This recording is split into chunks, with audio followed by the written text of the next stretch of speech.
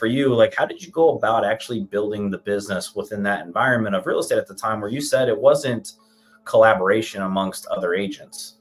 No, I think what I don't want to say. I always tell people you aren't lucky, but you make your luck. Mm, So I made my luck because back then new construction was just starting to take off in the early 90s, mid 90s. And realtors back then would say, well, I don't get paid for 6, 7, 8 months. Well, I'm not going to sell one of those. Well, light bulb went off in my head, and I said, well, if I sell one, two, three a month, 9 months from now, I get a paycheck. I sell three the next month, I get another paycheck. So really, I'm making sure I get paid a year from now. And I got lucky enough that I sold a ton of new construction. mm. And so once I filled that gap with resales up to that point, and then I added new construction. It was kind of like a snowball effect after the first couple of years in the business. It just kind of took off on its own. That is a giant hole in the industry that I completely missed for about the first 8 years of my career was new construction. And it was probably one of the easiest ones because once you understood the new construction part of the business, you can compare it to the resale. And so then you became more valuable to your clients because you could show them both aspects of the business. And that's what people appreciated. And then during the new construction phase, you'd stay involved.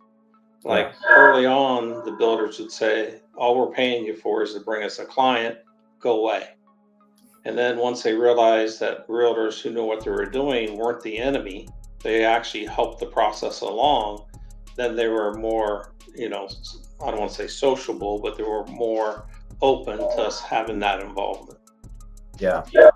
Yeah. And I think it's one of the things, especially in our market here in Columbus and Central Ohio, it's going to be the thing that helps solve our inventory problem, right? So, if you're an agent and you're just focusing on the pre-existing market, which again, that was me the first 8 years of my career. Like I didn't just, for whatever reason, new construction was never top of mind. I don't know if it's because when I got in, I cut my teeth on foreclosures and short sales and, investors. But, it was just never top of mind in Central Ohio. Now that's going to be part of our problem solving for lack of inventory moving forward. And so it's just could be a key to building your real estate business. Yeah, and what I tell young agents now that, I do a little bit of coaching now and, and development of teams and so forth. But what I tell them is you have a license, real estate license. Do you just sell your neighborhood? Do you sell the suburbs? Do you sell the city? Do you sell the whole state? You have so many pieces of bread to pick from in a basket. Don't just limit yourself to one. When the market crash, I was fortunate enough or unfortunate enough to be part of the market crash. Yeah. 2006, 7, and 8. And I probably made more money during that time than I did before that time because I saw it coming. I said, we're giving loans to people who have no credit. They have no jobs. I said, how are they ever going to pay these bills?